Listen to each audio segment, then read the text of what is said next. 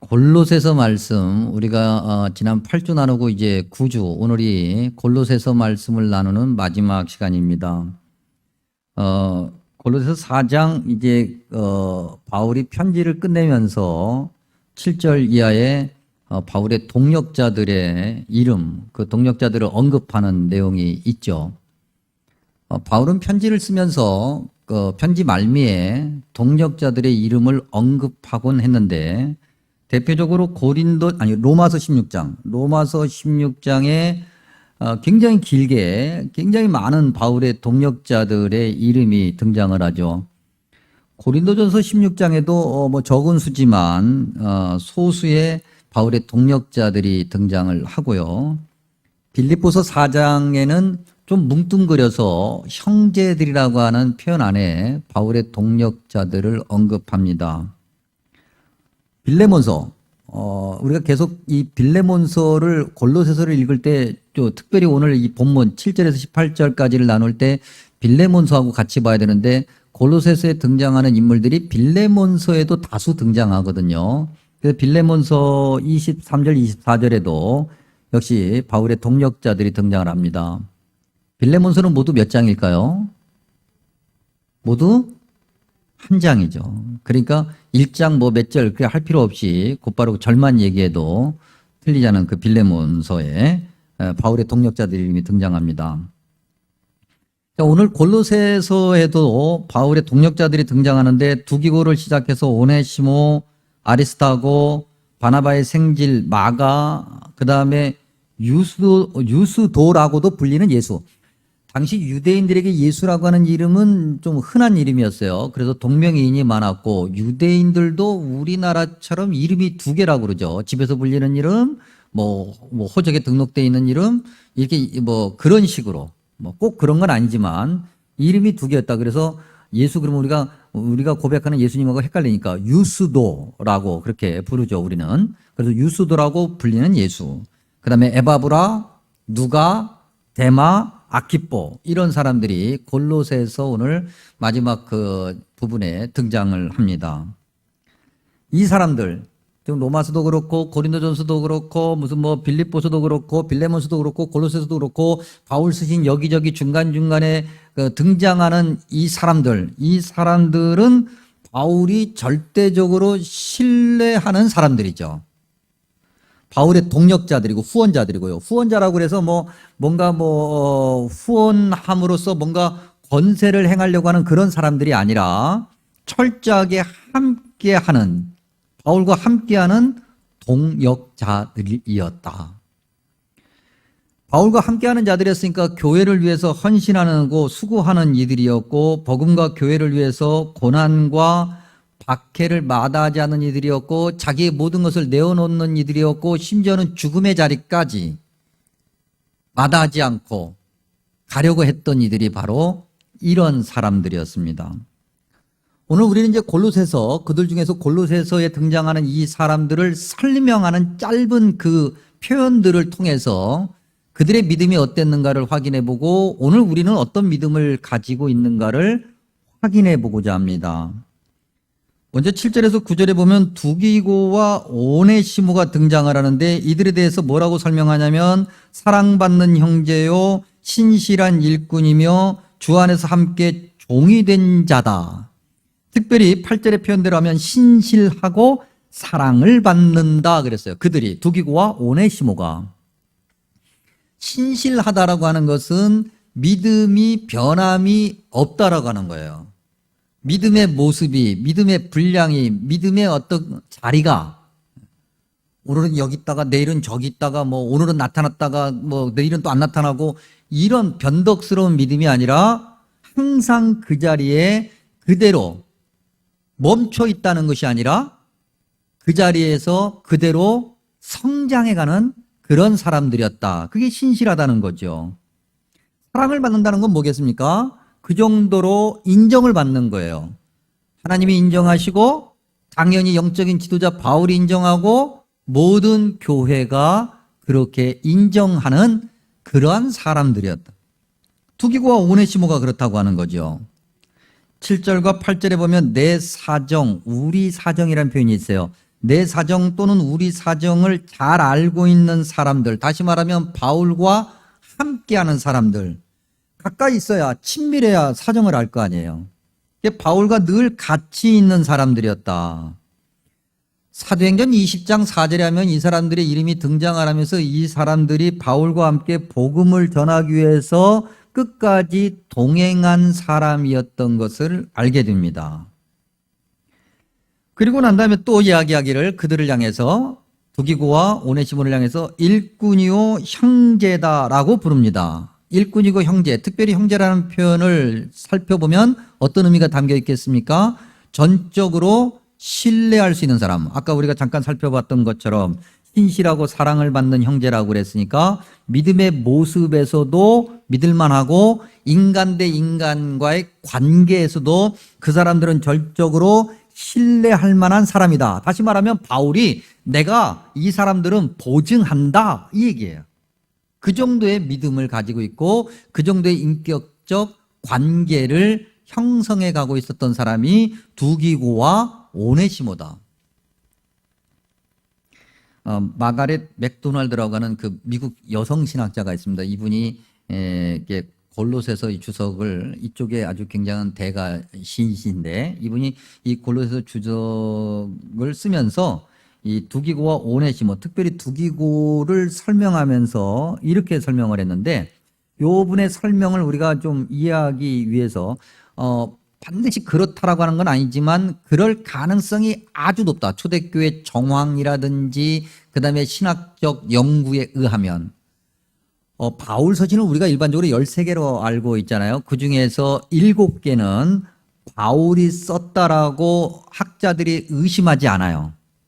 그다음에 6개, 나머지 6개는 바울이 쓰긴 썼는데 후대에 약간 좀 첨삭이 되었다. 그래서 최종 편집자가 있다라고 하는 그런 서신의 구분이 있어요. 이건 신학적인 얘기인데 그래도 우리가 이해하기 위해서 조금 언급할 필요성이 있어요.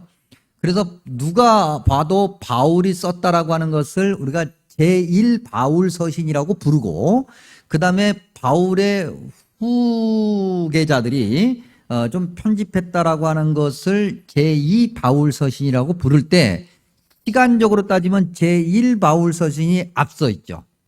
로마서, 고린도, 전후서, 그다음에 갈라디아서, 빌립보서, 빌레몬서, 이런 어떤 데살로니가 전서 이런 서신들인데 어쨌든 제2 바울 서신은 시간적으로 약간 뒤에 있는 거예요.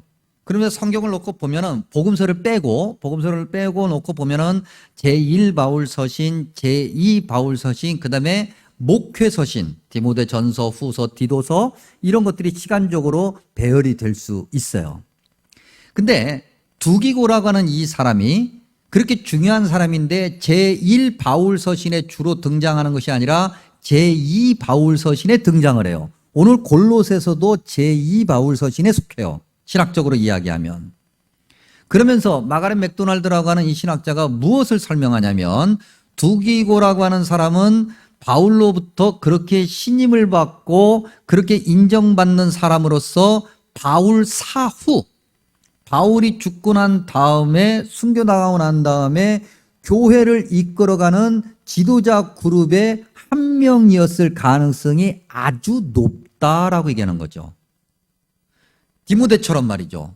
아무나 바울의 자리를 이어가면서 교회를 섬기는 영적인 리더자로 세움받을 수가 없는데 두기고라는 사람이 그런 사람이었다는 거예요. 그 정도로 신실하고 그 정도로 사람들로부터 인정받는 그야말로 영적으로나 인간적 인격으로나 흠이 없는 사람이었다는 거죠. 마치 모세 뒤를 이은 여호수아 같은 사람이 두기고였다는 거예요. 오늘 저와 여러분이 이 말씀을 들으면서 저와 여러분 모두가 두기고와 오네시모 같은 믿음을 가져야 되겠지요. 10절에서 11절에 보면 아리스다고 바나바의 생질 마가 유스도라고 불리는 예수, 아리스다고 마가 유스도 세 사람이 등장하는데 이 세 사람을 10절에서 뭐라고 설명하냐면 할례파다. 할례파로서 바울과 함께 갇힌 자가 되었다라고 얘기하고 11절에는 할레파이나 이들만은 하나님의 나라를 위하여 함께 일하는 자들이다라고 이야기해요. 이걸 좀 설명해야 돼요. 할레파인데 이들만, 초대교회는 특별히 로마서를 읽어보면 우리가 쉽게 알 수 있는데 초대교회는 교회 안에 좀 당황스럽게도 헬라파 기독교인과 유대계 기독교인들의 갈등이 있었어요. 유대계 기독교인들이 헬라파 기독교인들을 향해서 뭔가 굉장히 강요하고 주장하고 그렇게 한 것이 있는데 그게 뭐냐면 할례예요. 대표적으로. 우리가 골로새서 2장에서도 할례에 관한 이야기가 나왔었는데 그들이 이야기하기를 예수님을 믿는 것만으로는 부족해, 구약을 우리가 이어받으니까 구약에서부터 우리가 전통적으로 가져왔던 그 할례를 우리가 꼭 해야 돼라고 주장하는 사람들이 할례파예요. 그러니 이 할례파들이 그런 주장을 하면은 바울과 함께 동역하면서 복음을 전하는데 걸림돌이 될 수밖에 없어요. 그래서 할례파 기독교인들 가운데 바울과 함께하는 사람들이 많지 않았는데 이 세 사람만은 그러지 않았다고 하는 거죠. 그 중에서 특별히 아리스다고, 사도행전으로 돌아가면 아리스다고가 원래 데살로니가 사람이었는데, 즉 데살로니가라고 하는 도시에서 태어나서 자란 유대인이에요. 우리로 따지면 한국계 미국인 같은 그런 사람이었었어요. 근데 이런 사람이 사도행전 19장 29절에 의하면 바울과 함께 에베소서에서 원형 경기장으로 끌려갔다 그랬어요. 골로새서를 쓸 때 바울은 지금 감옥에 있었거든요. 학자들 연구에 하면 바울이 감옥에 갇혔을 때 그 감옥이 있는 도시는 에베소다 그렇게 얘기를 해요. 그 에베소 거기서 바울과 함께 복음을 전하던 이 아리스다고가 원형 경기장으로 끌려갔다고 하는 거예요. 원형 경기장으로 끌려갔다는 것은 무엇을 말하는가? 이건 죽음의 자리로 끌려갔다는 얘기예요. 이거 우리가 그냥 지나갈 일이 아니에요, 여러분. 오늘 우리의 어떤 문화 속에서 다시 얘기해보면, 우리 시대 속에서 다시 얘기해보면 잠실 종합운동장으로 끌려 들어간 거예요. 그 잠실 종합운동장 그 운동장 한가운데 서 있고 종합운동장 안에 가득한 수만 명의 사람들이 조롱하고 야유하고 그러면서 다 죽이라고 함성을 지르는 그 순간이. 여러분, 기록에 의하면 조선시대에, 그 전 시대 때부터 있어 왔던 형벌 중에서 굉장히 잔인한 형벌. 그래서 제가 알고 있는 바에 의하면 조선 후기에서는 그런 형벌을 하지 말라고 금지했던 형벌이 뭐였습니까? 거열형이잖아요. 능지처참이라고도 이야기하는. 사람을 갈기갈기 찢어 죽이는 그런 거열형 같은 그런 잔인함이 원형 경기장 안에, 콜로세움이라고 하는 안에 거행되었어요. 그래서 기독교인들이 거기 끌려 들어가면은 굶주린 맹수를 풀어 그 굶주린 맹수들이 달라들어서 산채로 사람을 갈기갈기 찢어 먹고 그렇게 죽이는 그런 광경을 보고 사람들이 열광하는 그러한 장면이 원형 경기장으로 끌려갔다라는 이 장면의 배경이에요. 아리스다고가 그랬다고 하는 거죠. 그 정도로 죽음을 무릅쓰고 그 공포를 무릅쓰고 바울과 함께 복음을 위해서 애쓴 사람이 아리스다고였어요. 그가 할레파였는데도. 무엇을 얘기하는 겁니까? 그 얘기는 사람의 전통, 골로새서 2장 8절에 있고 2장 14절에 법조문으로 쓴 증서, 이런 것들이 중요한 것이 아니었다고 하는 거죠. 그는 손으로 하지 아니한 할례, 다시 말하면 그리스도의 할례를 받은 사람이었고 그리스도 안에서 그리스도와 함께 죽었고 그리스도와 함께 다시 일으킴을 받은 부활의 자리에 들어가는 은혜를 더 소중하게 생각하는 사람이었다는 거죠. 형식이라는 건 말입니다, 여러분. 겉모양, 이거 필요할지는 모르겠으나 본질은 아니잖아요. 분명히 성경에도 뭐라고 기록되어 있어요? 옛사람은 벗어 버리라. 이제 새로운 사람이 됐으니 새로운 것을 붙들어야 돼요.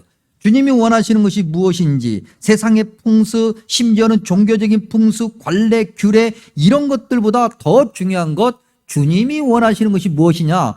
성경적 가치관, 성경적 진리로 살아가고자 했던 사람들이 이 사람들이에요. 할레파 유대인이라고 그랬으니까, 할레파 기독교인이라고 그랬으니까 유대계 기독교인들은 하나 더 버려야 되는 거예요. 그냥 이방계 기독교인들, 이방인들로서 기독교인이 됐다면 세상의 문화를 버리면 되는데 이 할레파 기독교인들, 유대계 기독교인들은 자기들의 종교적 전통, 자기들의 어떻게 보면 집안의 전통까지 다 버리고 예수님을 따라야 되는 거예요. 오늘 우리는 이 사람들을 통해서 우리 안에는 뭐가 있을까? 우리 안에는 혹시 예수님을 믿는 사람인데 세상의 모습과 다를 바가 없는 그런 것은 없는가? 심지어는 교회 안에 있으면서도 우리도 알게 모르게 신앙생활 10년, 20년 그리고 직분도 바뀌어가면서 종교적 군더더기를 입고 있고 그것이 마치 진리인 양 착각하며 하나님의 말씀은 저리 가고 없고 내 생각, 내 주장, 내 신앙의 경험만이 옳다라고 주장하는 모습은 없는가? 아리스타고, 마가, 유스도를 통해서 우리의 신앙을 점검해 봐야 되겠고 12절에서 14절 에바브라 그 다음에 의사인 누가 그의 직업이죠. 그 다음에 데마 이 에바브라라고 하는 사람이 1장 7절에 하면 우리와 함께 종된 사랑하는 에바브라에게 너희가 배웠다라고 하는 문장을 통해서 확인해 봤을 때 영적인 지도자였죠.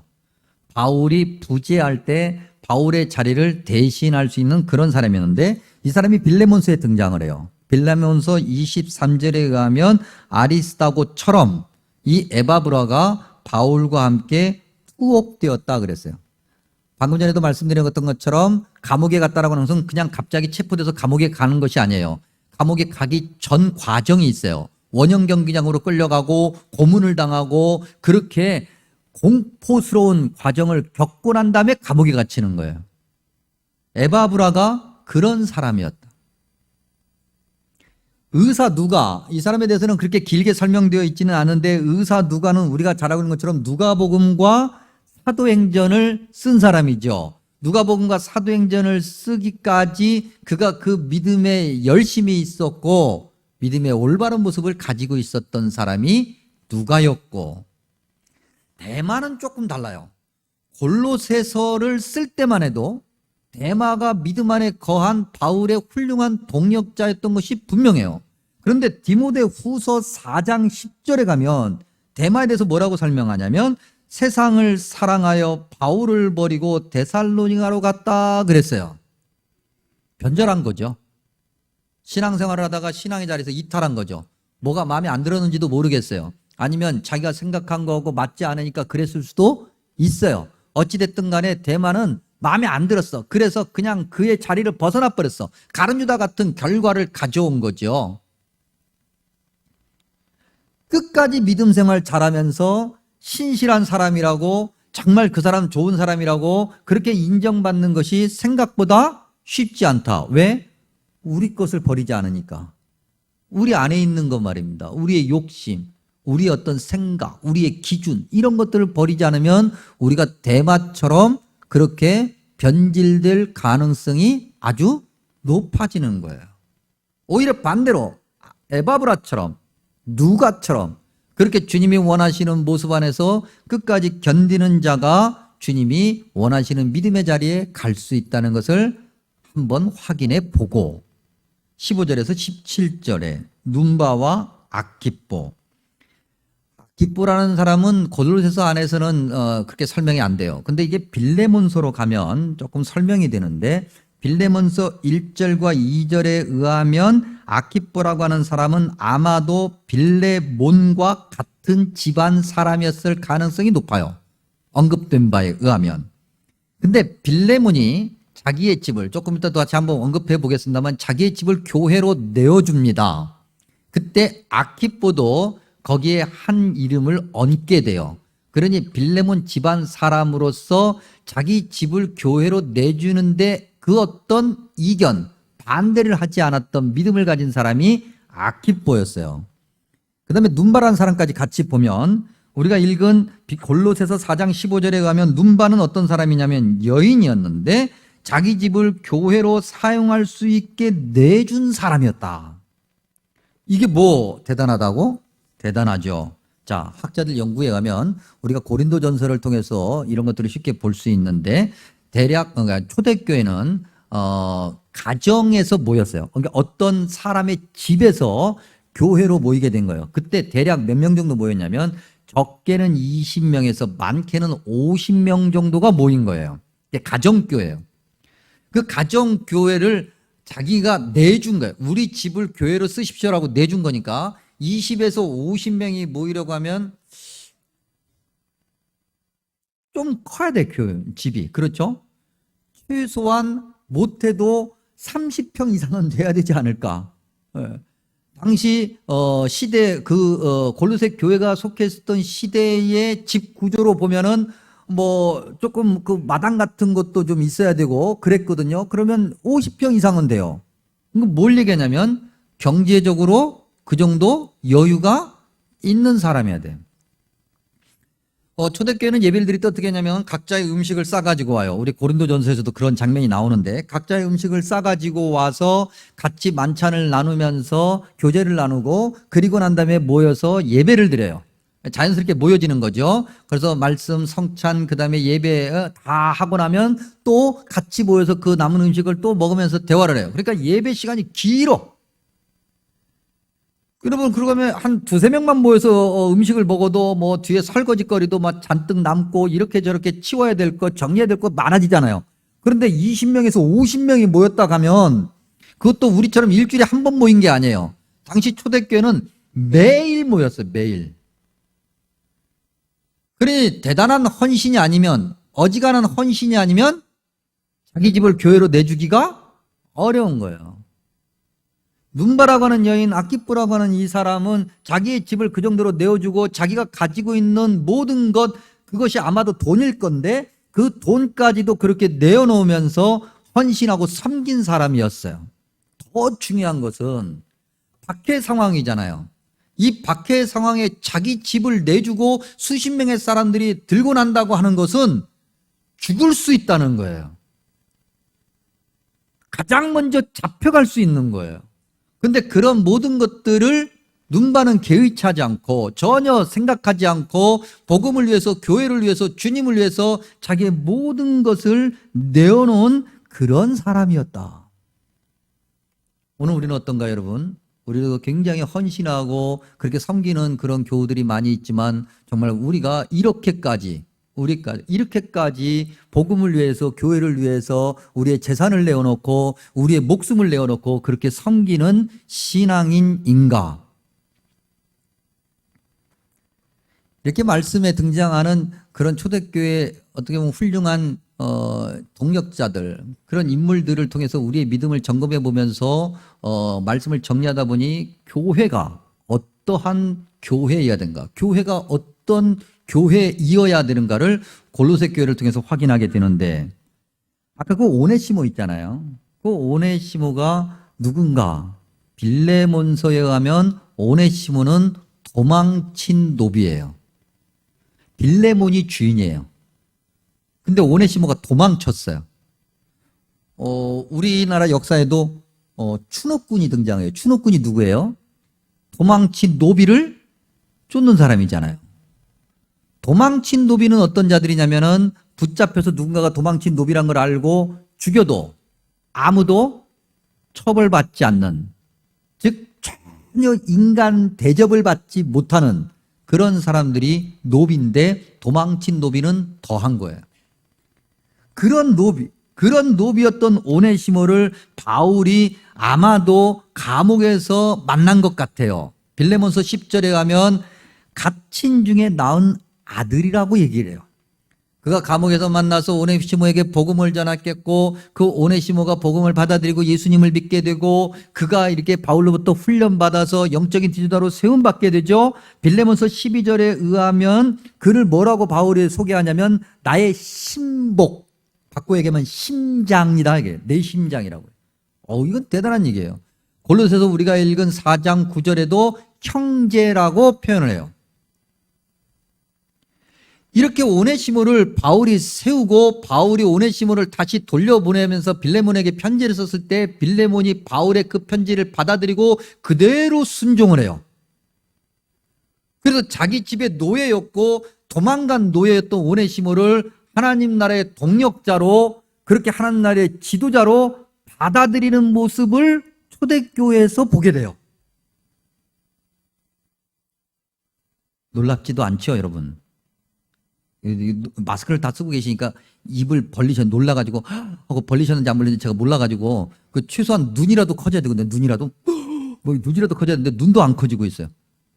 우리가 지난주에 여러분 우리가 말씀 나눌 때 왕손이 마부로부터 복음을 받아들이고 마부에게서 영적인 가르침을 받고 목사님이 됐다는 얘기를 했어요. 조선 사대부 1%에 소속되는 양반 중에 양반이 그야말로 천민 출신 목사님에게 가서 허리를 숙이고 그렇게 복음을 같이 나누고 복음의 진리를 나누고 독립운동을 했던 이야기를 우리가 나눈 적이 있어요. 초대교회는 그랬어요. 그가 어떤 배경을 가지고 있는지 그의 사회적 배경이 경제적 배경이 무엇인지 전혀 상관하지 않고 교회 안으로 들어오면 차별이 없어지는 거예요. 골로새서 3장 11절에서 4장 1절까지의 말씀, 특별히 3장 11절에서 종이나 자유인이나 차별이 있을 수 없다. 교회는 그런 거예요. 교회 안에는 그런 차별이 있을 수가 없는 거예요. 세상은 차별해요.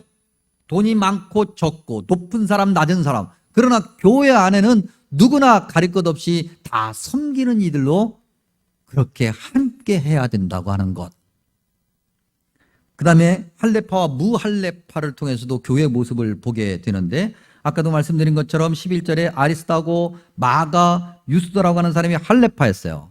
유대계 기독교인들과 이방계 기독교인들이 약간의 갈등을 가지고 있었는데 바울을 통해서 주님이 말씀하시기를 그런 갈등이 교회 안에서는 있을 수 없는 일이라고 가르치죠. 그래서 바울이 할례파 기독교인이지만 복음의 진리를 바르게 아는 이 세 사람을 청구하면서 그의 동역자로 소개하고 있어요.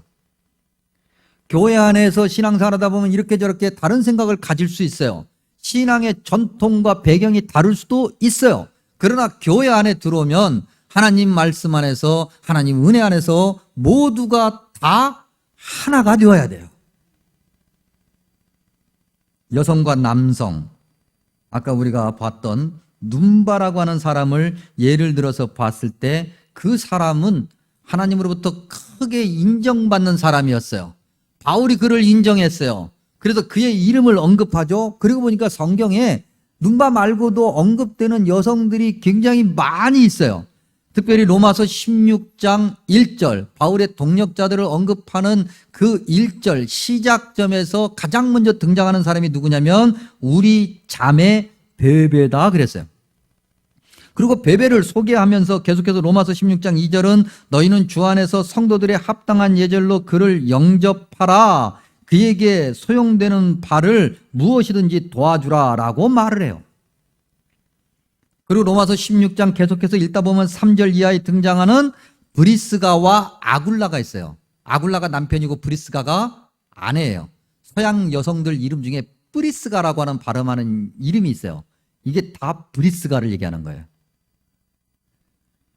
아굴라부터 소개하지 않고 브리스가부터 소개하는 것은 어떤 의도가 있는 거죠. 그 정도로 믿음과 헌신에 앞장서는 사람들이 여성들이었고 빌레몬서 2절에 빌레몬과 자매 앞비야 그랬어요.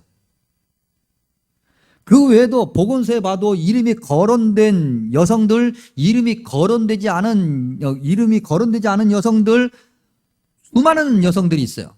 심지어는 예수님의 십자가 현장 그 마지막까지 그 다음에 부활하신 그 무덤의 자리까지 달려간 사람은 남성이에요, 여성이에요? 여성이에요. 그리고 보니 한국교회 초기도 그렇고 지금도 그렇고 여성이 없으면 교회는 무너져요. 사실이잖아요. 여성이 얼마나 많은 헌신을 해요. 여성이 얼마나 많은 일을 해요. 우리 장로님들도 한번 설거지도 좀 하시고 화장실 청소도 좀 하시고 중요한 거거든요. 요즘엔 여성들도 다 직장 다녀요. 그런데 교회에 무슨 일이 있다고 하면 그 여성들은 월차를 내고 찾아와요. 여성들이 이렇게 저렇게 힘든 일, 어려운 일들을 다 교회에서 감당을 해요.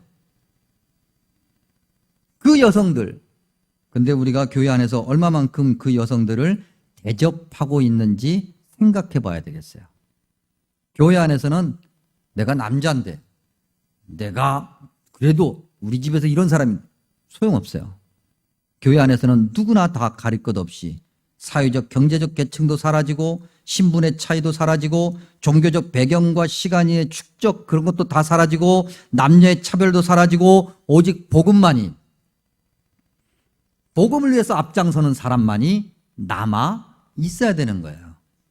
그래서 초대교회가 인정받은 거예요. 세상으로부터. 그래서 초대교회가 세상에 말을 했을 때 복음을 전했을 때 사람들이 칭찬했고 믿는 자들이 날마다 더해진 것이고 한국교회 초대교회도 전체 인구의 1%도 안 되는 교회가 세상을 향해서 이야기할 때 세상이 귀를 기울였고 수많은 민족의 지도자들이 교회를 통해서 배출될 수 있었던 거예요. 오늘 이 시대 그런 수많은 교회다운 모습을 가지고 있었던 그 믿음의 역사 안에서 우리가 함께 거하면서 어떤 교회의 모습을 가지고 있는지 확인해 봐야 되겠죠. 갈라디아서 3장 28절 너희는 유대인이나 헬라인이나 종이나 자유인이나 남자나 여자나 다 그리스도 예수 안에서 하나이니라 그랬어요. 이렇게 언급된 사람들 그리고 정말 주님이 원하시는 교회다운 모습을 가진 그 초대교회 골로새 교회에 등장하는 이 믿음의 동력자들 이 사람들이 얻은 것은 무엇일까? 결과적으로 세상적으로 보면 그들이 얻은 것은 멸시와 조롱과 죽음이에요. 얻은 거 없어요.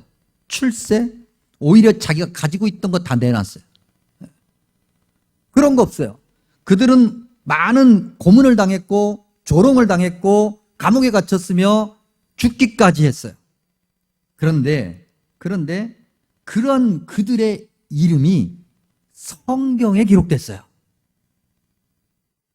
성경에 기록됐다는 건 뭘 얘기하는 거죠? 여호와 하나님 생명책에 기록됐다는 거예요. 저와 여러분이 어떤 사람이에요?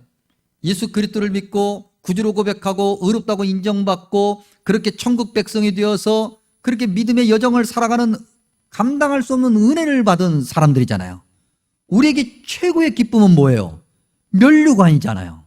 생명책에 우리의 이름이 기록되고 우리가 면류관을 받는 것이 우리가 최고로 기대하는 건데 그렇기 때문에 우리가 우리 이름이 일일이 기록은 안 되더라도 뭉뚱그려서라도 우리의 이름이 정확하게 기록은 안 되더라도 뭉뚱그려서라도 우리가 인정받는 그 자리에 들어가야 될 텐데 신앙생활을 제대로 하지 못해서 믿음 생활을 제대로 하지 못해서 우리의 이름이 대마처럼 기록되면 참으로 어리석기 그지없죠. 바울의 동력자들로 불리는 그들 초대교회 당시에서 그들은 분명히 중직자였을 것이에요. 그러면 오늘 이 시대에 중직자로 살아가는 저와 중직자들은 어떤 믿음의 모습을 가져야 되며 어떻게 믿음의 모습으로 앞서 나가야 될 건가를 오늘 말씀을 통해서 특별히 생각해 봐야 되겠죠. 지난 9주 동안 골로새서 말씀을 나누면서 또 골로새서 말씀을 마치면서 복음서에서 주님께서 하신 말씀이 생각이 납니다. 여러 말씀이 있지만 우리가 너무나도 잘 알고 있고 그럼에도 우리 삶 속에서 잘 실천되지 않는 두 곳의 말씀을 읽어드립니다. 하나는 마태복음 6장 33절인데 너희는 먼저 그의 나라와 그의 의를 구하라. 그리하면 이 모든 것을 너희에게 더하시리라.